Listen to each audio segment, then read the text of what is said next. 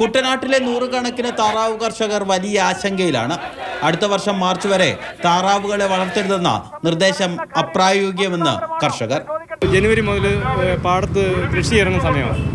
ഇത് കഴിയുമ്പോൾ ഞങ്ങൾക്ക് പാടത്ത് പോലും കൊണ്ടെടുക്കാൻ പറ്റാത്ത സാഹചര്യം വരിക. അത് വരാതിരിക്കാൻ വേണ്ടിയാണ് ഞങ്ങൾ ഇപ്പോൾ ഈ കളക്ടറേറ്റ് മാർച്ച് നടത്തുന്നത്. അയൽ സംസ്ഥാനങ്ങളിലുള്ള വൻകിടക്കാരെ സഹായിക്കാനാണ് താറാവുകളെ കൂട്ടത്തോടെ കൊന്നൊടുക്കുന്നതും വളർത്തൽ നിരോധിക്കുന്നതെന്നും പരാതിയുണ്ട്. ഏതാണ്ട് 20-25 ദിവസങ്ങൾ ഈ പക്ഷിപ്പനിയുടെ ഇടയ്ക്ക് നമ്മൾ ജീവിക്കുകയാണ്. മനുഷ്യരെല്ലാവരും യാതൊരു ബുദ്ധിമുട്ടും കൂടാതെ ഈ പക്ഷികളോടൊപ്പം ജീവിക്കുന്നു. എന്നിട്ട് നമുക്ക് ആർക്കാണ് പക്ഷിപ്പനി വന്നത്? കൊന്നൊടുക്കിയ പക്ഷികളുടെ നഷ്ടപരിഹാരം വൈകുന്നതും കർഷകരെ ബുദ്ധിമുട്ടിലാക്കുന്നു.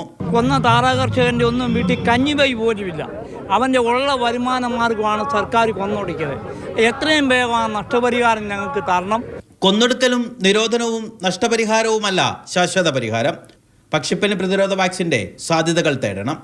മാതൃഭൂമി ന്യൂസ്, ആലപ്പുഴ.